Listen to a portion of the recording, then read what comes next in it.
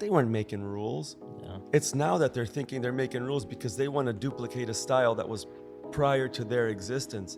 And we're not talking just a few, we're talking decades.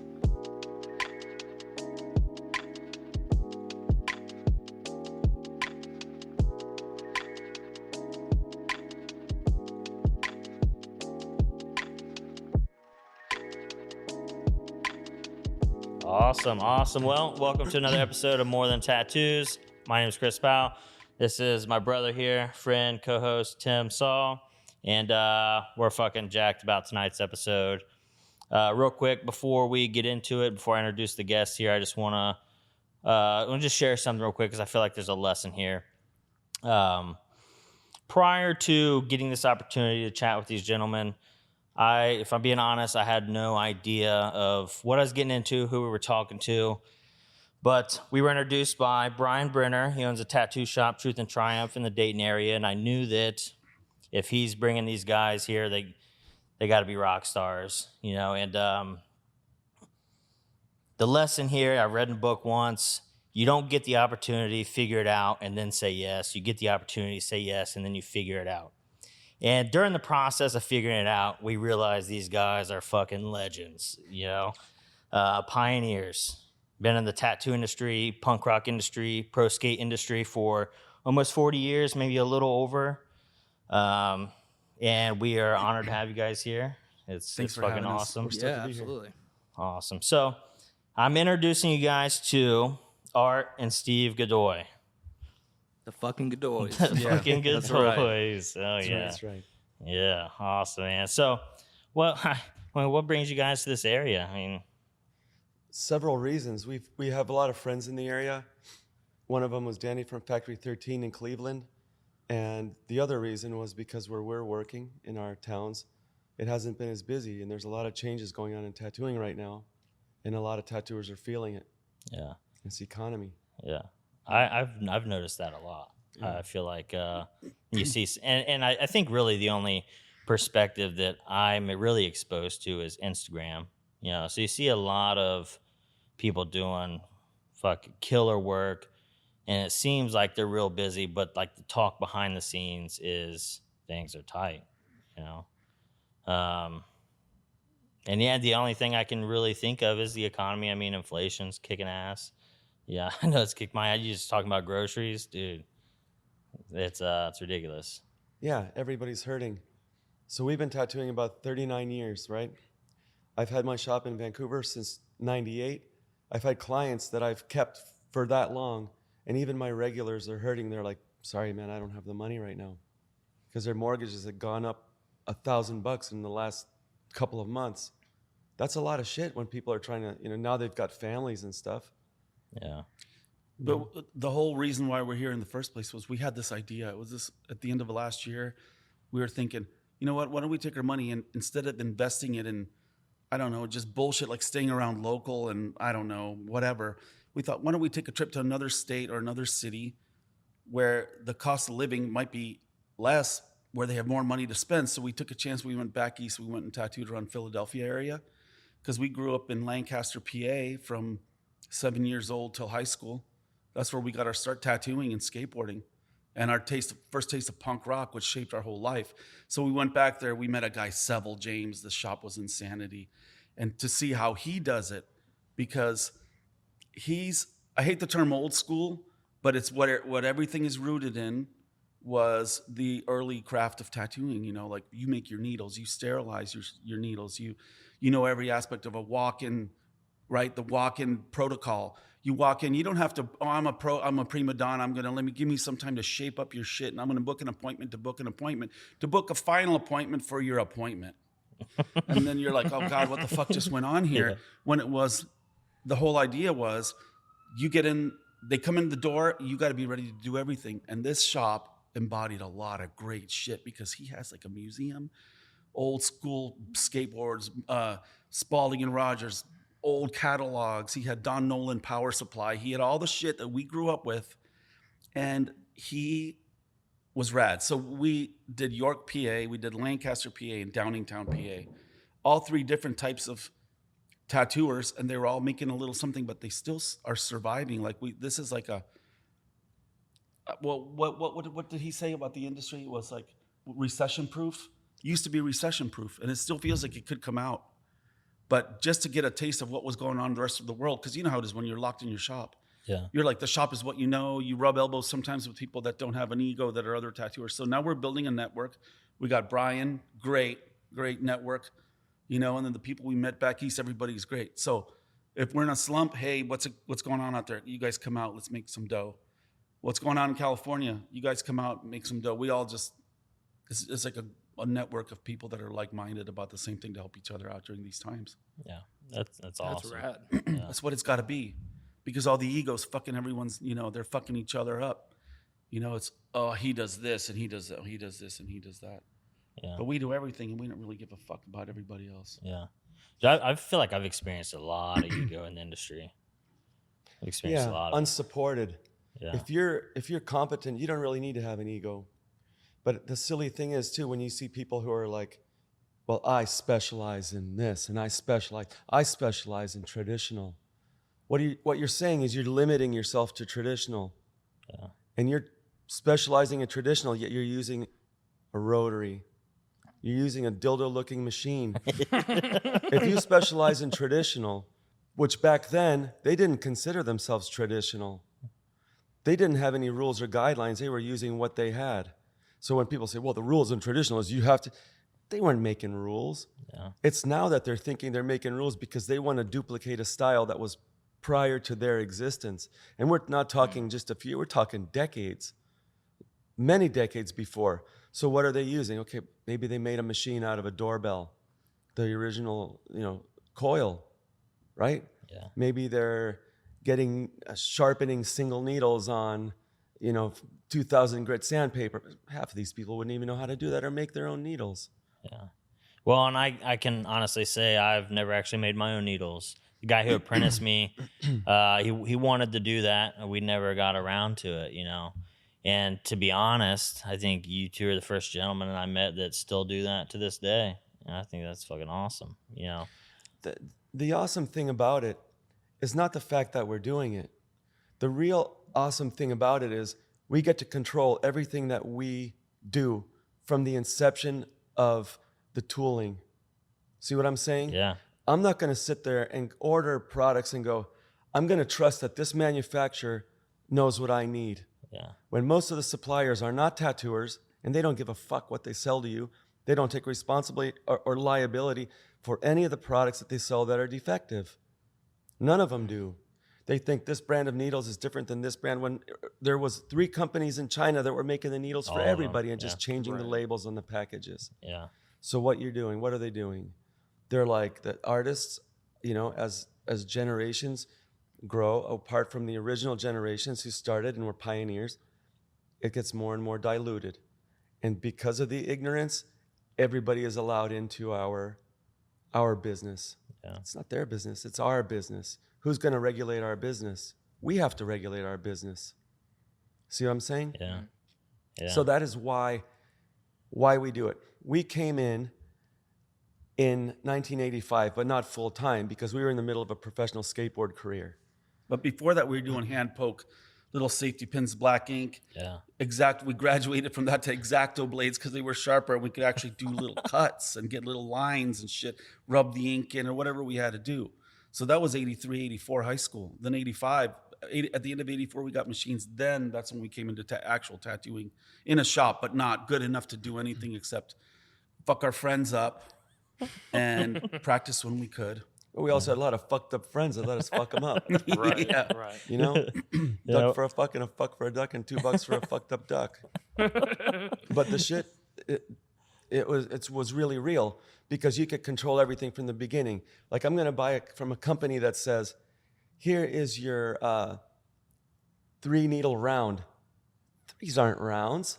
That's a triangle. Yeah. A 3 round.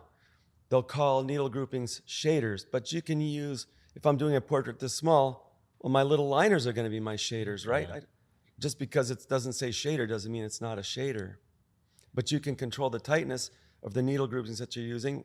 When you have a good source of needles, you can make whatever you want, however you want, to work with the technique that you want to do, instead of putting your faith in a company that's probably made overseas, and China probably doesn't understand or know what you require.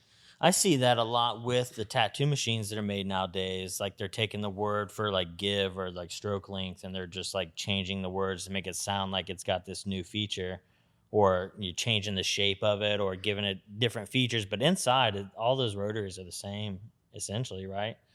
So almost a little bit of manipulation there, or just kind of a weird sales tactic to make it sound like it's something new and hot, and it's the same fucking thing that's just been redecorated.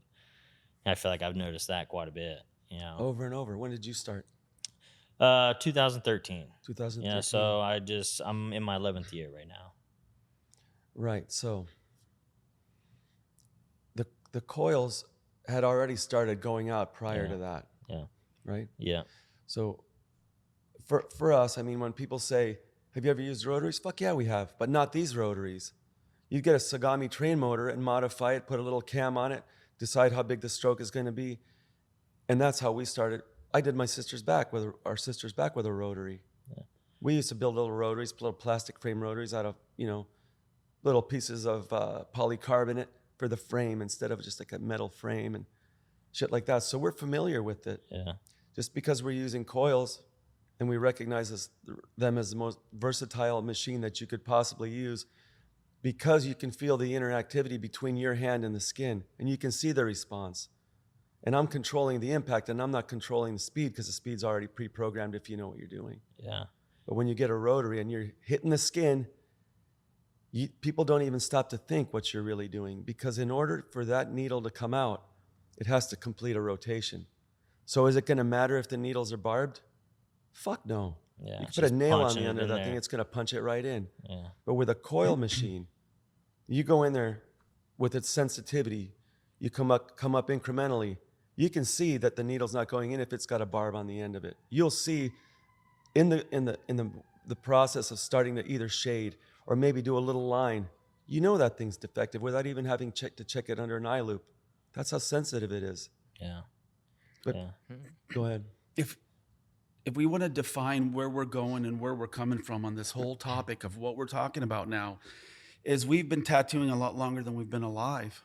Pretty much 40 years plus 57 years old. We started 16, 17 years old really with machines.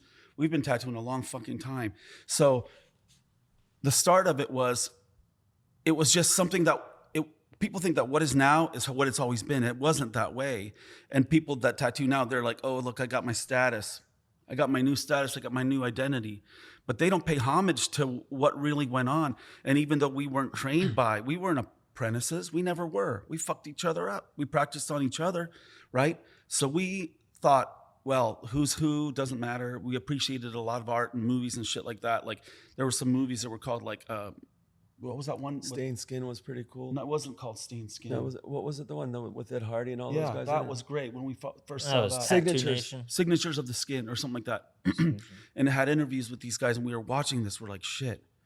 And there was something magical about it. I don't know if you guys can really grasp the magnitude of some of the shit. And when we saw this, we're like, we want to be a part of something like this, but there was something real threatening because you were just a kid. And it wasn't like, oh, you could order your shit. You just didn't know where to get it. You couldn't get anything. You really couldn't, right? So that was something that was like, where do you get it? How do you get into something like this? And the reputation that went along with it was outlaw, 100%. And people wouldn't know what it's like to work in a biker shop. We did. Brian knows. That's stuff that we grew up with. And it's just not something that I could tell you and you could get it in your head and really feel what it was like to feel oppressed by these fuckers.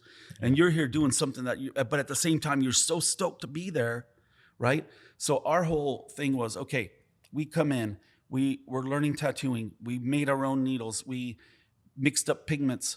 You could only get stuff from a couple suppliers, which was National Tattoo Supply. You couldn't just be someone who just showed up out of the blue and said, I want my shit. Oh, I got a business license. No. There was another company called Diverge, they used to do machines and power supplies, but you had to have a recommendation from someone who was established. You had to be registered in their system as somebody who was a real artist or referred.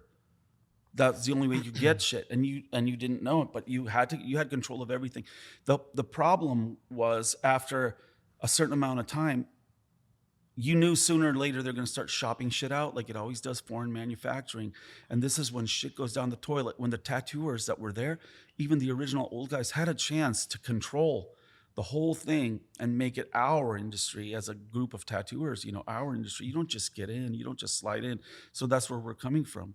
Like the magnitude of things when you hear, oh, so Ed Hardy was sending letters back and forth to Horiyoshi and those guys over there and merging Eastern Jap tattooing with Western tattooing, merging it and going, hey, this guy Paul Greenwood, he's like, I was writing letters back to so-and-so. I was a carnival tattooer. We didn't know each other. There was no cell phones. We were writing letters back and forth. I found this great bag of blue pigment in India. And the fucker writes back, radical, I was just over in Southeast Asia. I got a bag of yellow and red. So let's mix these up and see what we got. So to think about the exchange back then that was going on to put us where we're here today is pretty fucking radical. So it's not like we're sitting here going, well, we come from a traditional thing. It just was back then. Yeah. It just was something just so special and magical about the whole outlaw thing. But the thing too about it was when people think outlaw, they think sloppy. It wasn't always the case that it was sloppy. And everything now that people think is so modern and refined, it's really not, because the ethics are gone. Yeah. The important part about the ethics was this. When these guys had their shops, their goal was, we're going to regulate ourselves. Why? Because we want to keep out the fucking government.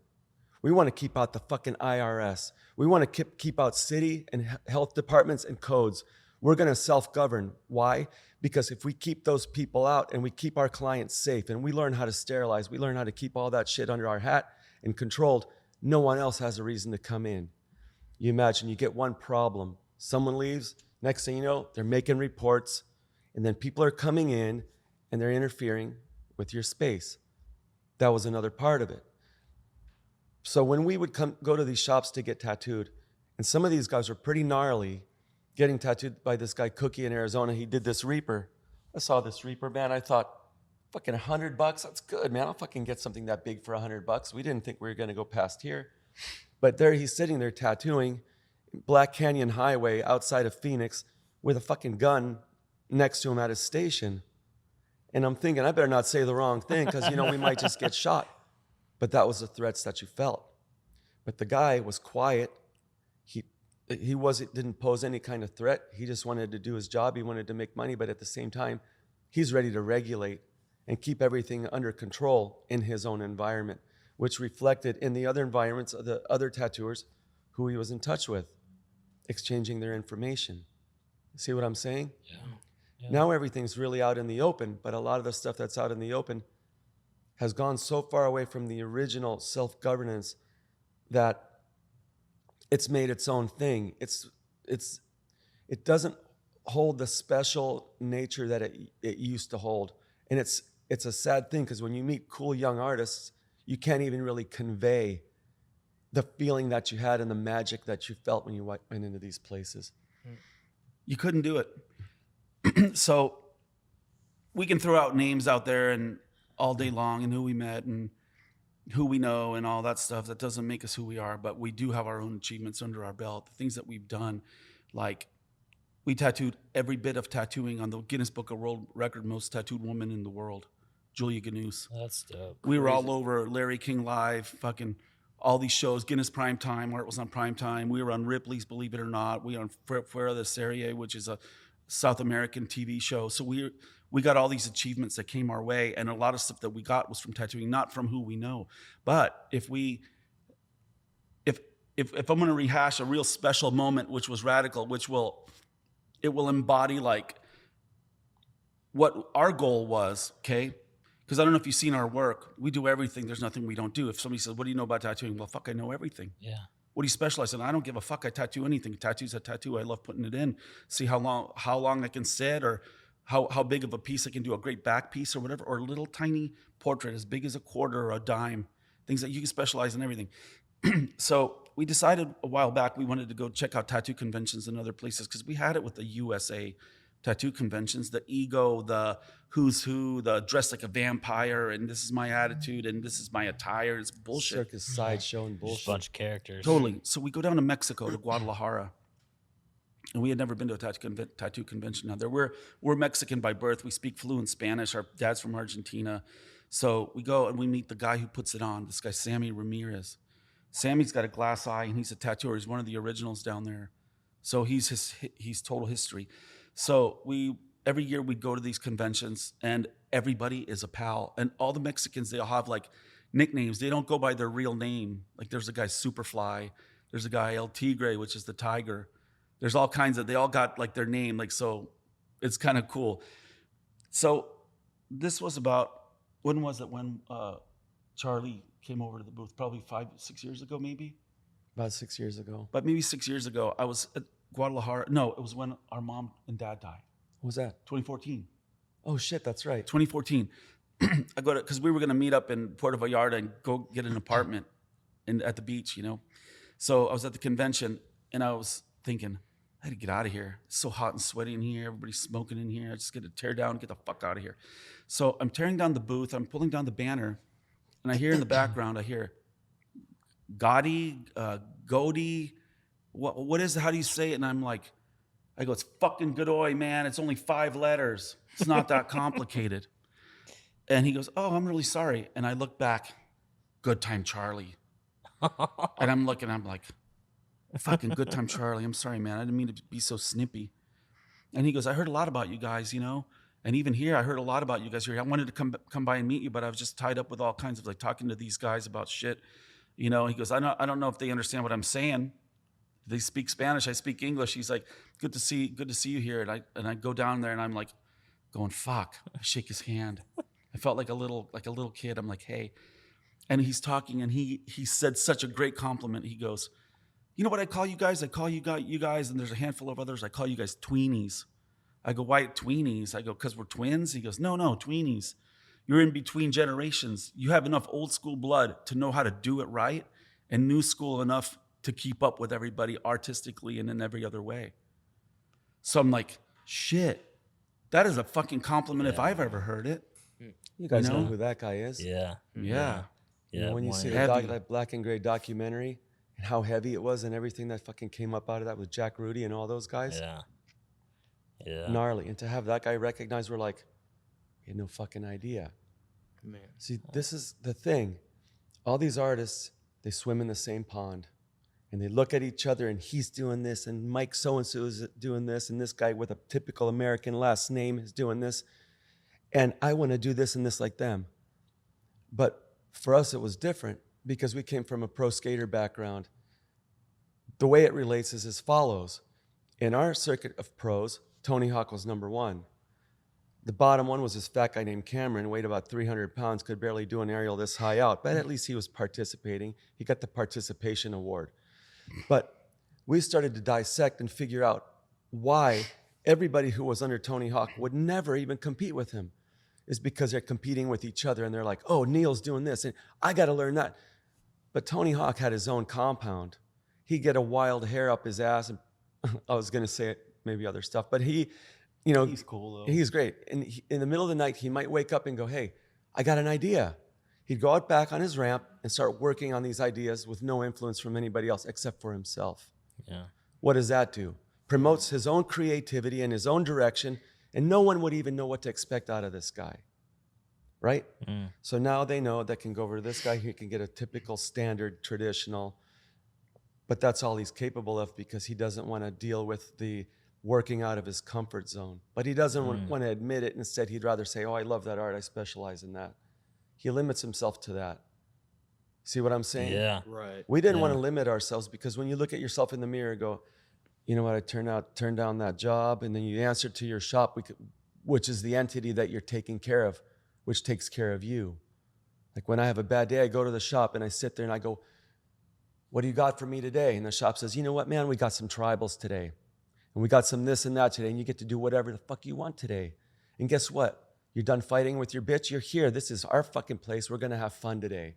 That's what the shop does. Yeah. So you give back to the entity that gives back to you. And I would do myself an injustice to have to turn people away. When I turn people away, the entity starves. The entity that takes care of me when I need a place to sleep at night, when I'm having trouble at home. See what I'm saying? Yeah. Because what we do is pretty fucking special. People don't see past the surface and the identity and whatever they can trade for tattooing or what, or maybe my goal is to be so famous that I got people coming for my style. There's no your style now. You're dealing with your backyard. So think about it. Yeah. You either want to learn and you want to be able to feed it so it can feed you and do your customer service job, or don't limit yourself, whatever you feel like doing. I love just a minute ago, you shared the story about Tony Hawk, and it's funny. Me and him was talking about Tony Hawk last night. I was like, "Do we mention?" Because we're not very familiar with skateboarding. She was like, "Do we even mention this guy, or was Tony Hawk looking up to these dudes?" Yeah, so that's kind of funny. You mentioned him, but you said he would go out in the middle of the night and would rely on his own creativity to push and break barriers, and I think that's fucking gold. Because as soon as you use someone else for reference, boom, the ceiling's on it, and there's no room to create something new. You're just duplicating, So I think that's fucking gold, Right, and it's important. When you think about what you got, whatever generation you're in, 2013, this is not what it was. It's not what it was, and you already know that there was something that came before. 100%. But this is the interview to you. Do you feel like there's value in, like, say you're walking around and you meet, just out of the blue, you're like Ed Hardy. Would you just be blown away, or would you go, like, what's your generation Ed Hardy? He just draws clothes or whatever, That's what people know him most about that I run into. Yeah, dude. If I and it happened with Philadelphia Eddie, and I ran into him in Hell City, and it was like, fuck, yeah, it would definitely. I don't think I can understand, like what you're saying. It's hard to really understand being in that time and really the emotional, the whole experience. It is hard to understand that because it's been layered on so many times, and now it's so different than all the stories you hear, But yeah, dude, I would be fucking shell shocked for sure, And that's crazy to me because, like, I'll tell everyone, and I usually do, that tattooing saved my life. I don't even tattoo yet, you know what I mean? But it brought me out of such a place that everything that I've experienced so far, just in like the 5-6 years I've been in it, has been magical. But to hear people, and even Brian's talked about this, is like there's something greater than that, and I can't even understand it. That's mind blowing to me. You know what I mean? That's crazy. The thing is, you could potentially relive it. And what I mean by that is learn the craft. Learn about your machines. Learn about the needle tapers that you're getting. When you pick up a package from any one of these suppliers and you magnify the needles, and you're like, it's supposed to be a long taper grouping of 7 round, and you see one short taper in that grouping. What are you thinking? Like, what? I go, what the hell is this? It's not what it says it is. And for these suppliers to not care would tell me I better start taking control of my own stuff. And you can do it, and you can actually really relive it in your own world. It doesn't have the characters. The characters are not what made it. It's what you understand and what you learn about it. Learn to tune a coil machine, understand the function of the magnetic field, understand all of that stuff, that you're working with impact, and impact controls everything. You want to do lighter shades, you turn your power supply down. I'm not reducing the speed, I'm lessening the impact. Mm-hmm. How can I change the shades? What if I don't have any gray washes? How am I going to change the shade of that if it's just a straight black? Will I just turn it down? How far down do I turn it? Do I touch the armature bar and see how it's hitting so I know what my client's going to feel? You see what I'm saying? How to diagnose problems in the middle of doing something on somebody instead of going, oh, this brand sucks. Why are you complaining about the brand? Why don't you get the supplies and create your own shit? I learned something along those lines. I used to work with a guy named Gabriel Mendez who grew up in the bike. He was a true tattooer, and he had mentioned that because I bought this new Keith B machine, and I was like, man, it just ain't working right. It ain't working. He was like, no, you need to figure out how to use it. because each person who makes machine, they may make it just a little custom to be ran a certain way, and you just have to figure out how to use that style machine versus. I was young. I didn't want to just get a brand new Keith B machine and start dialing things in and twisting knobs, and you just need to figure out how to use the machine it's built. It's not though. That's not true though. That's not true. You can't figure out how to use the way somebody built it if they don't know what they're doing when they built it. So let's go back for 1 second. Now, Yeah. do you think that you would feel extra more special about your craft if you learned how to make needles and you got this under your belt and you look at all around these other ass wipes that are in your generation or the newer generations, you're like, you guys ever make needles? You'd have something that would attach you to what was, right? Yeah. Even though you weren't there, it doesn't fucking matter. You know how to fucking make a mag and weave it. You know how to make a round with a fucking Coke can, put a little hole and stick it in there if you don't have a general gauge. Now, think about that stuff. Would you want to add that to your arsenal and go, look, I want to learn everything that there is to know about tattooing. A lot of people have a hard time going from rotary to coil, but anybody with a coil can use a rotary, no problem. Let's go back to what was. Would that be part of your arsenal to make you feel like I'm a complete tattoo artist because I know how to make needles? Now we'll get into the machine thing if you want to get into that, because that right there is something that put us on the map too. Yeah. But before we get into that, Yeah. it's what was doesn't stay where it was, because everything that it was rooted in with all the innovations and everything, you can learn the innovations. Instead of thinking, I got to get used to that machine, why would you? Bring us any Chinese machine, we'll modify that. We can hot rod that thing. We can make that thing so badass you wouldn't even know what hit you. Yeah. To understand that and to understand every aspect and to be able to control every aspect from your tools to putting the tattoo in, to the results and the techniques that you want to achieve. Because that's where it all comes from.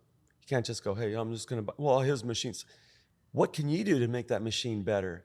Can you even diagnose a problem with that machine? Is it the capacitance? Is it the springs and the spring gauges? Is it the material the springs are made out of? Why is this thing heating up?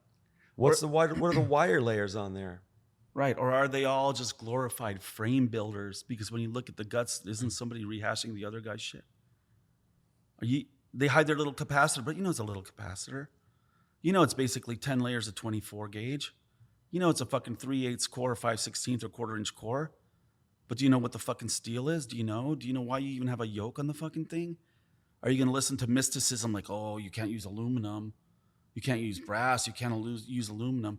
This is another aspect of tattooing, which if you ever got into machines, you could pick apart anybody's machine. You could pick it up and go, blue tempered steel, this stuff's shit. This stuff's shit. Why is it shit? Well, I don't know what blue tempered even means, right? What's 12L14? I don't fucking know. Well, what's the difference between 24, AWG 24, and AWG 21? What's the difference? Is 6 layers of 21 gnarlier than fucking 10 layers of 24? Right? So you can get a name because people, oh, he's got a name. Yeah. You might have got lucky. You might have got lucky that you got a batch that the guy maybe put 17s on there, and you can do some speckly looking shading. He put some 20s on it, but you start turning it up, it goes, and then you get to 7 and it goes, and you're like, what the fuck happened there? Because it's supposed to go like this. Back down. Smooth, incrementally. Right. So you don't know. And you plug it in and you're like, wait, what's going on here? Because they're not really what they call plug and play. You can look at it by picking it apart and going, this guy doesn't know what he's fucking doing. Before you even turn and the I can motherfucker tell on. that just by how, it's like the back of your hand. We know. It's fucking awesome. We know. So this is why, why did the coil go extinct in the first place? Because all these dummies had no idea what and how to modify or anything. They had no idea what they're looking at. They buy on what would be a reputation of something because somebody's using it, but you don't know. You don't know really for your own self. What if your techniques may be a little bit different? But what if you got 20s on there, but you're trying to do the lightest, softest gray or single needle? You got a 20, the tension on the back spring is going to be so fucking hard. You can only run it hard. You're going to do a single needle line and blow it out? We're dealing with force of hit, the impact. The magnetic field, how it pulls that armature bar into range, and how it'll go like this, and you can stop it with your finger. Or you could feel it as it's hitting, you turn it up harder, harder, harder, harder, harder, harder, harder, or less. But it's still the same speed, but it's less of a puncture. So we'd have to draw a diagram. So if you think about it, you look at the tapers of the needle, so the negative space in between my fingers. The smallest, tiniest dot is correspondent to the width of the diameter of that particular point, or whatever section it is on that point. So as I get to the smallest one, that's the size of the puncture. A little bit wider and wider as the width of the needle expands, that's the size of the puncture that you're getting. You follow? Yeah. So I've got this much taper to work with. It could be 5 millimeter, 3 millimeter, whatever it is. The longer the taper, the more gradations that you're going to be able to have from the point to the widest point on the taper till you get to the cylinder. Now think about that. I'll let you think about it for 1 second. Okay, time's up. You move from there to the incremental rise in voltage in the machine. So when you're going, you're turning it up and it goes, and it's hitting so fucking hard at a stroke this big. What happened to the space between where it reaches its full stroke when the coils are fully saturated? You got your full stroke, you touch it, it's too soft to do anything with it when it's set up, but when you got a setup in it, you turn it up, you feel it, you know you're going to be getting light gray all day long.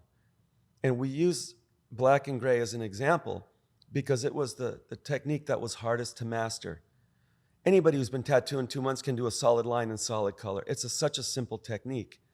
But to do black and gray and smooth black and gray and big patches of it and understand how to reach that, you got a couple things. You got the length of the tapers. Not just the length of the tapers, you've also got the dilution of the pigment. So you're making washes with the black, and you know it's going to change the grays.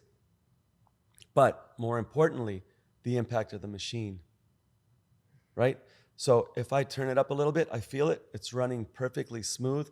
It shouldn't be skipping. All the spot from the beginning of when it reaches full saturation up to a point where it's hitting hard, that space in the voltage, depending on the machine, it could be 1 full volt between, lining with a tight bug pin 3 or shading with a fucking single, all the way up to coloring or lining with a fucking 13 mag, right? So there's a big space in between, and it corresponds with the space of between the point of the taper to the end of the taper. Are you following what I'm saying? Yeah.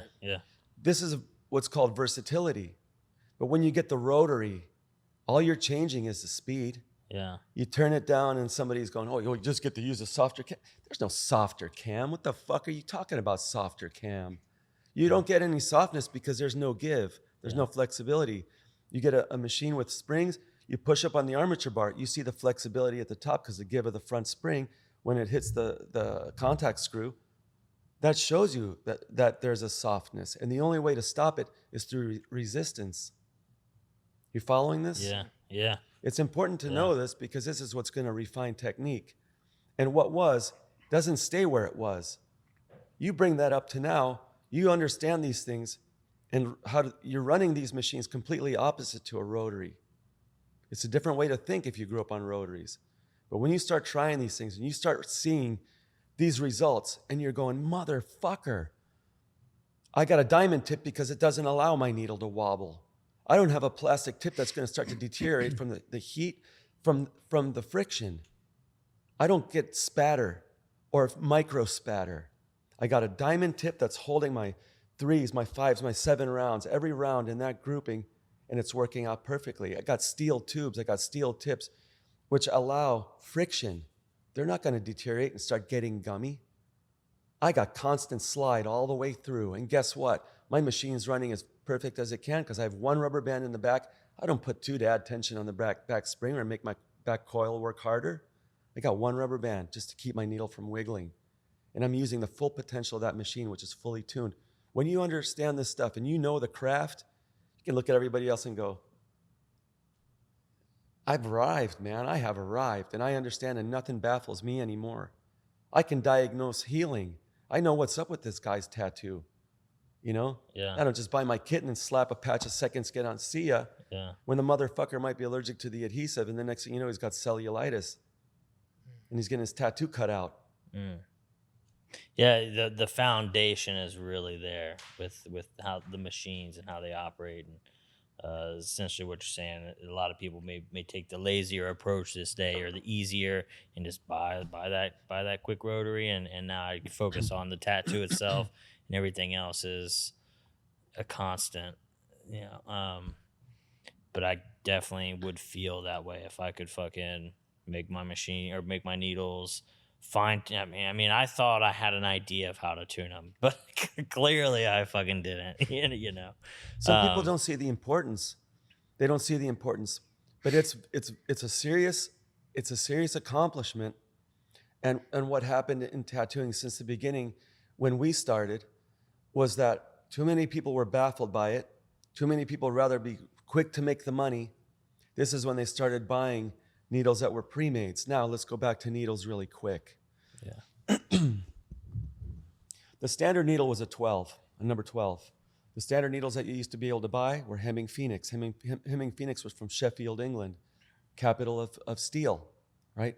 The Hemming Phoenix pins had sort of a football shape, and they were the standard, okay? When we came in, there might have been other stuff prior to when we came in, but we never used anything different than what was available when we started.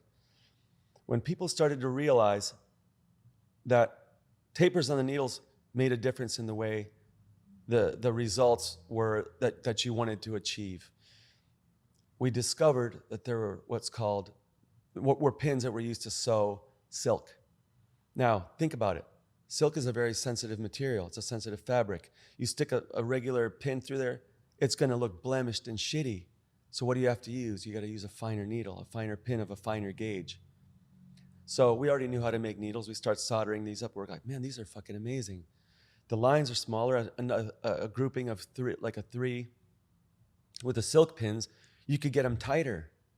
But the thing about the silk pins, when you magnified them, they had a long taper, but they had an extra little point at the very end of that taper. See what I'm saying? It's like a slight blunt almost at the very end. Like a slight blunt for some reason. Why? Why would it? We thought, let's try it for different things. They colored just fine. Some of the shading was okay. The shading was better than it was than with the Phoenix, because the Phoenix were football shaped. So basically you would go from 0 to bloodbath on those things, because you would get a lot of redness. You get a lot of redness and bleeding. And when I'm talking about bleeding, I'm talking about actual blood, not what people think, called blowouts, right? So we thought, let's try these silk pins. The silk pins were different, and they showed like a positive direction in being able to handle different types of techniques, like lighter shades of gray, finer lines if you're going to make tighter threes, or you're going to make singles. Now, the problem with the singles were that because of that extra little blunt, tiny taper on the front, on the tip of them, expanding into a longer taper, you could see the result in the skin. So you might be doing a little line, you get a little blowout. Fuck, you're like, God damn it. So what do? We take those things, we get a piece of, real fine sandpaper, like wet dry, hold the needle bar in our between the middle finger and the thumb, hold the tip of the needle down onto the sandpaper, and just pull back. And as you're doing that, you're rotating the needle and pulling back. What are we doing? We're taking that extra taper off the tip. Now, these things were more versatile. Now we could do the single needle to do super fine lines, or shade with, because now we don't have to worry about the potential explosion. What we love to do is small shit. We love to do everything, but the small shit, which nobody else wants to touch, this is the shit that we like to do. So that opened up a lot of doors. Then there was a company that used to make insect pins. This is why they called them bug pins. A lot of people don't know this. These were for insect collectors. So you'd buy these pins, and they came in 3 different gauges. They weren't just called bug pins. You get what it said 1-0, that's called single aught, double aught, 2 zeros, triple aught. So the triples were the finest, the singles were the little bit thicker gauge on the wire. So we would get double aught and we get triple aught. We were working with the smallest gauges of these wires, these needles. You had to cut the balls off of the back. You've seen those pins with the balls when you go to a museum and you see the fucking butterflies and moths pinned up. Those are the pins. Now these things were made of really, really great steel, and the company was owned by a guy named Emil Carl. Anti-Coro pins.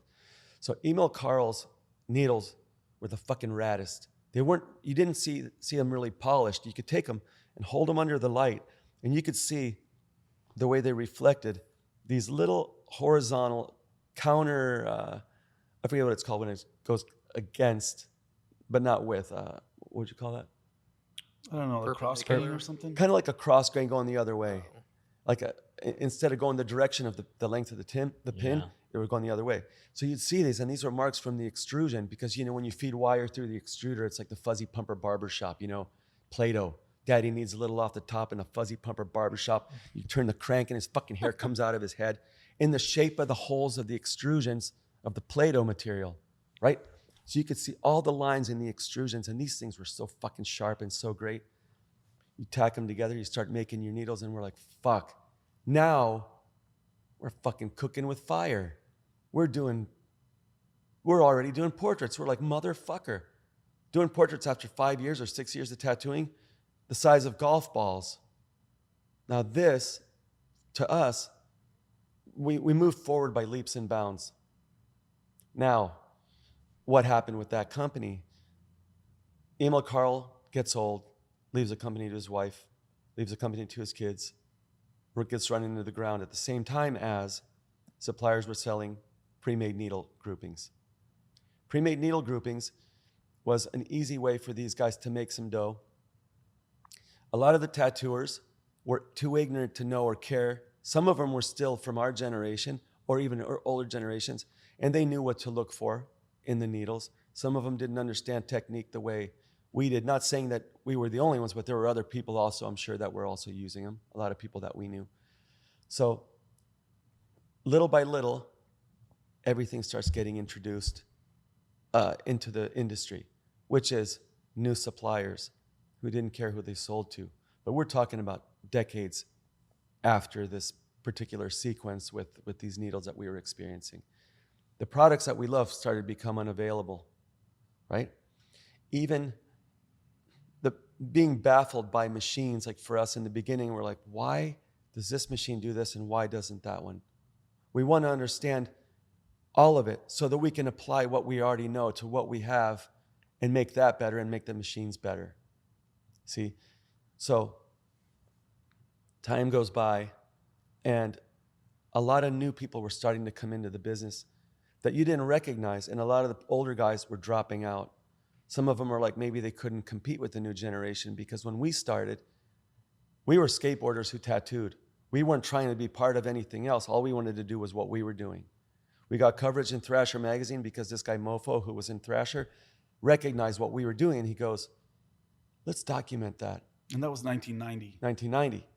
So when that magazine came out, a lot of people who were skateboarders saw us in the magazines and they're like, fuck, I'm a skater. And they're gnarly. They're holding on to the fucking, they're bringing tattooing into this. We married it. People recognize that. But for us, that wasn't the goal. Our goal was to perfect what we were learning and be the best that we could at all this shit. So now, what has happened? Let's recap real quick.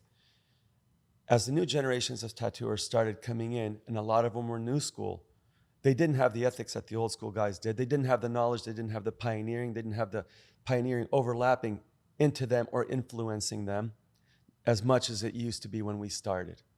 Okay? So it was up to the artists to regulate themselves and let into the industry who they wanted to let in. But because of the ignorance and the unavailable education on the needles, on the needle groupings, on the machines that were available for sale, people with phony reputations who you can't even track their credibility, who say they were something and been doing tattoos this long when they really weren't. And there's a lot of builders out there who know who the fuck we're talking about. They know that we're talking about them. See what I'm saying? And as the ignorance level started to rise, what happened? They started to let in people into our industry who don't belong in our industry. We wrote a book. The book came out in 2005. It was called Tattoo Machines and Their Secrets. By 2008, just the English version, it came out in 6 languages. The English version, we created a PDF. We were selling the paperback for 100 to 140 bucks a book. Second edition was 140. First edition was 100. We were selling about 25 books a day. It's pretty fucking good money. But for us, we wanted to verify who was buying the book. We weren't selling to anybody. You had to verify that you were in a shop. But because our fame had started to spread through South America and Spain, Spanish-speaking countries, we put one out in Spanish. We decided, let's make a PDF, because those guys can't afford the FedEx shipping to Chile or Nicaragua or any of these places. We made the PDF available. You still got to pay for the fucking download. Well, someone cracked it, and by 2008, over 990,000 English downloads were done illegally through different sites. Torrent sites. Torrent sites. Now, you think that because you have a copyright, that the Patent and Trademark Office or the Copyright Office is going to do something for you. They don't do shit for you. FBI does nothing for you. How many times have you burned fucking DVDs from, let's see Silence of the Lambs? I'll burn you a copy. Right. They don't come and try to fuck you for that. So we write this book with that intention. Some artists started going, you're letting the cat out of the bag. And we're motherfucker, you don't even know who the cat is that's being let out. And you know who we're letting it out to? We're letting it out to artists who are interested in keeping this alive. Why are we keeping it alive? To keep people out.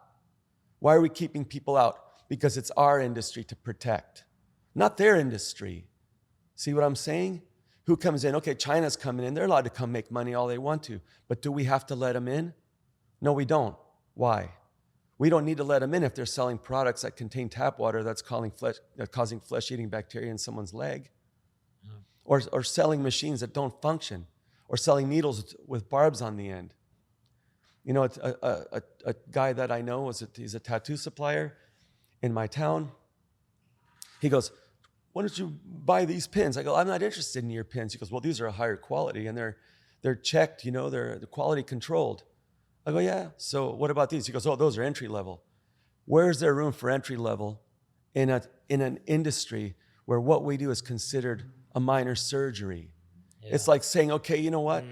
I got this wart on my right nut and you're going to use a fucking beginner scalpel to cut that unsightly motherfucker off? Yeah. See what I'm saying? Yeah, 100%. So you could keep people out, you could kick people out, and you could regulate and decide what you wanted to do with the product. Well, I only got $40 today, but that machine looks kind of cool. Let me take a look at that machine and see what it's got. I'll order it. $40 is nothing. I pull it down, I check the parallelism. I look at the capacitor, I go, oh, well, it's a small capacitor. I can relate. I can fix that. No problem. Maybe the armature bar is not parallel. I can shim the front coil, bring it up, I can make that parallel. What changes can I make to make this thing a fucking hot rod? What inferior products are they using that I can replace? Are they using metric screws? What are they using? What can I do to this thing to make it great? When you have that knowledge, you can keep people out, kick people out, keep people in, do whatever the fuck you want. Yeah, because you know right from wrong at that point. Right. We got asked to be on Miami Ink and LA Ink. We went and did the interviews. Now, this was fucking rad, okay? We go in there, we sit there, we're doing the casting. We're going through the casting director because they have to cast and see if your personality. But the point wasn't because we thought it was a grand place to be. We wanted to go and kick everyone in their ass and straighten them all up. Yeah. That was the goal. Do you want me to keep going or do you want to go? You can. I'll go. So we go in there and this fucking lady, Isabel, she's hot. She goes, oh, what's your background? We're like, she goes, what do you like to do? We're like, we like to do everything. So what's your goal being on the show? We're like, the very first and most important thing is to clean up the fucking mess that you people made out of tattooing and the clown ship that you turned it into. We said, of our industry, because It's not your industry. You don't have a background in it. You don't have a place in it. And you're casting actors. Go ahead. So that's what, and she was like, she starts to sweat. She's starting to sweat. We're like, we want to clean up the fucking mess. And right away, we knew we were excommunicated because every other word was fuck and shit and clown and asshole, and other things like cocksucker and motherfucker. Okay, no, I'm just kidding. Go ahead. other things which were borderline race things, but it had nothing to do with race, but it had to do with exploitation of tattooing. And that's what we're seeing, the exploitation of a private industry, a private organization, a private brotherhood, a private network of guys like us who are like, you remember the day when, yeah, I remember, you know, like we, like us and Brian, we just talked about old day stuff and how we were all brought up in 1%er biker type shops. And this isn't like, Or you remember the What? Listerine blue with Listerine, and you could smell the Listerine, all this shit. Add a little glycerin, and you could do this. Magic. you know, things like that. So when she heard that, she's like, okay, well, I think we're gonna have to cut this one off. And then there was the cover-up show. She calls, she's like, I liked your interview on that. I was really hoping you guys would get it, but man, you guys just didn't say the right shit. We're like, we said the right shit for us, you know, fuck your show. This is not what you want to hear. Right. Then the cover-up show, right? And she goes, sit there and show me what cover-ups. I'm like, and I'm just like, all like, don't really care. I'm not going to show my personality. I'm like, just here's my book. Fucking look at it. She goes, do you want to meet the producer? I'm like, holy shit. It's like meeting the fucking Wizard of Oz. Yeah, I want to see who's exploiting tattooing this week.